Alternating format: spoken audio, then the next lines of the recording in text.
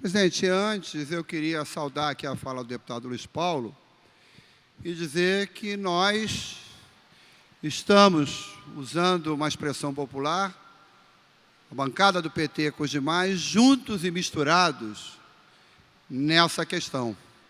E eu digo mais, a Assembleia Legislativa, o Poder Executivo, já usam a sua prerrogativa no sentido de influenciar o orçamento da UERJ, da UENS e da UENF.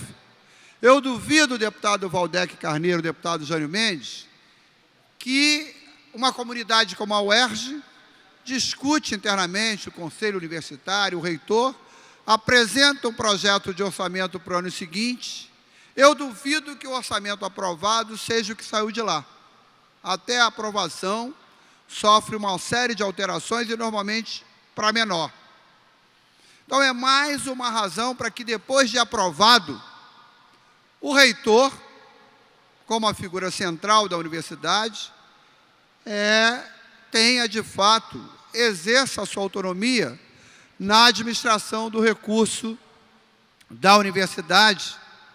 E eu estou entre aqueles, por isso também, ao lado de outros, propus uma emenda, uma iniciativa legislativa para garantir, a início a proposta foi para a UERJ, mas em bom tempo se viu que cabe também à UENF e ao ENSO o direito dos duodécimos, para que a pessoa possa, a partir do orçamento aprovado, poder ter um mínimo de planejamento das atividades da universidade com a autonomia da universidade. Então, estamos participando dessa luta e vamos trabalhar fortemente até que essa questão venha a ser aprovada na casa.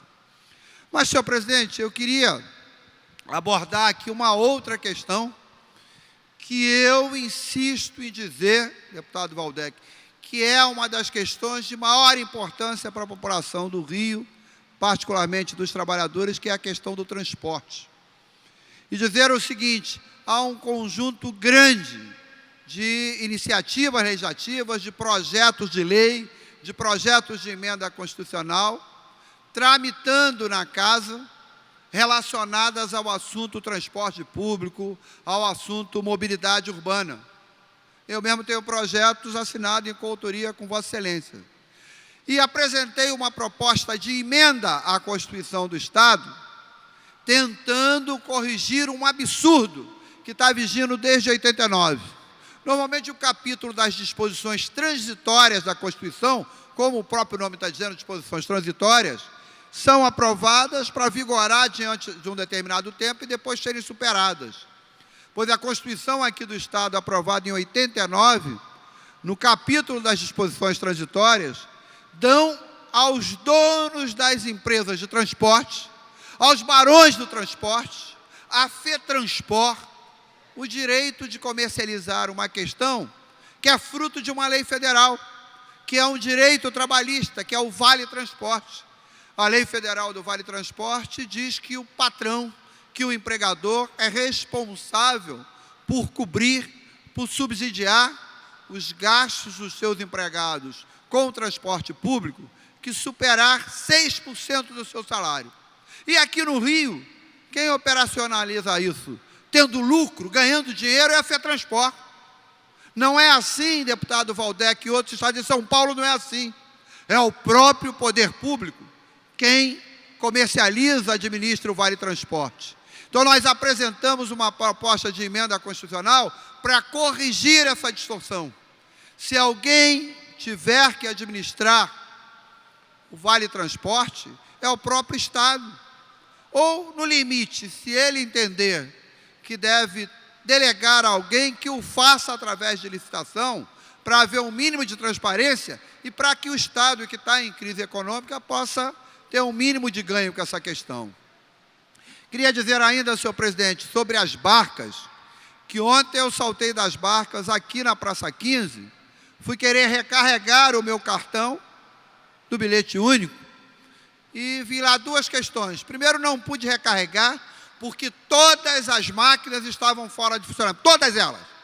São mais 8 máquinas, nenhuma delas estava em funcionamento. Estranho, uma máquina ter defeito, duas ter defeito, mas todas as máquinas terem defeito. Então é um absurdo, porque o terminal da Praça 15 é um dos principais terminais onde as pessoas recarregam o seu bilhete único.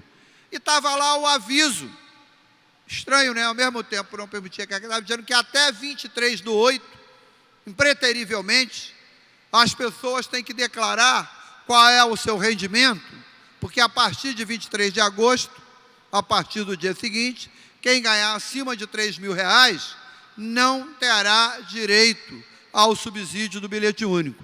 Há uma lei tramitando nessa casa, propondo alteração nessa resolução. E aí é um absurdo que queiram fazer a licitação para arrumar um novo concessionário das barcas, sem que projetos de lei desse tipo sejam antes votados pela casa. Porque tem interferência, inclusive, no número de passageiros. Tem transferência no número de passageiros. Então, eu estou dando esses dois exemplos para repetir uma questão. É preciso que haja um debate mais profundo sobre o seríssimo problema do custo dos transportes aqui no estado do Rio de Janeiro. Repetiram que uma parcela grande dos trabalhadores e trabalhadoras do nosso estado, seja da iniciativa privada, seja do setor público, gastam para se deslocar até o seu local de trabalho, muita gente, 2 conduções. Há alguns que gastam 3 conduções. E eu repito, a bancada do Partido dos Trabalhadores fará um seminário aqui na casa, agora no dia 28, sobre o assunto mobilidade urbana, debatendo propostas que o partido já tem pautado para discussão e outras que, após adquirir consenso, vai pautar.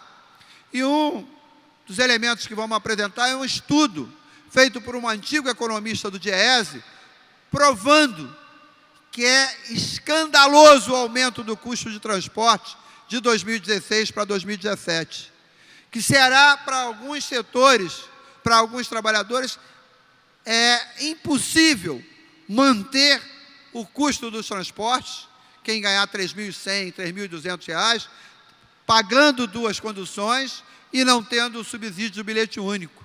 Alguém que venha de Alcântara, São Gonçalo, aqui para o centro do Rio, alguém que venha da Baixada Fluminense para o centro do Rio, e mesmo, Valdec, quem venha de Niterói, que tem um custo menor, que pegar 2 conduções. Nós fizemos um estudo mostrando alguma situação que a pessoa vai gastar 17% do que ele ganha com o transporte. Então, senhor presidente, eu estou aqui numa fala meio chata, meio cansativa, mas dizendo que, a par de um conjunto enorme de questões que afligem a população do Rio de Janeiro, é preciso que a gente fortaleça a luta por transporte público decente e com condições de ser pago pela população. É só fazer uma enquete em todos os modais, em todos eles houve queda de passageiros. No metrô houve queda de passageiro, no trem houve queda de passageiro, no ônibus houve queda de passageiro, e não diminuiu a população do Rio de Janeiro. Não diminuiu, porque a crise econômica aumentou o desemprego no Rio de Janeiro e o custo está insuportável. Imagine num estado que é o maior ofensor do país em desemprego. É bom lembrar que o desemprego cresceu no Brasil todo, mas a unidade da federação onde ele mais cresceu foi no Rio de Janeiro. Então, o cidadão, ao mesmo tempo, o desemprego cresce e o preço do transporte cresce absurdamente. Como é que esse cidadão vai conseguir procurar um novo posto de trabalho? Então, senhor presidente, eu encerro somente com essa questão.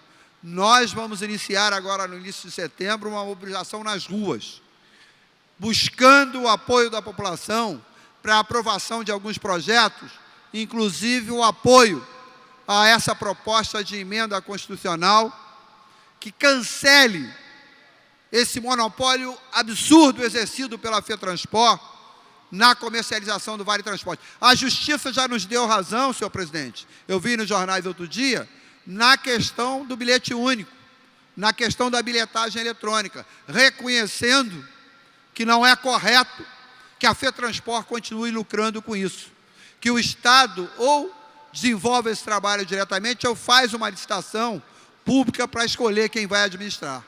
Então, é isso que eu queria dizer, senhor presidente, agradecendo aí a sua paciência de estar presidindo na mesa, depois de ter se pronunciado tantas vezes ao longo dos debates dos projetos na casa, mas pedindo o apoio de todos a essa proposta de emenda constitucional que busca cancelar um absurdo no governo do Estado, que é dar aos barões de transporte mais um monopólio indecente, criminoso, lesivo à população e ao Estado, que é o monopólio sobre a comercialização do Vale Transporte.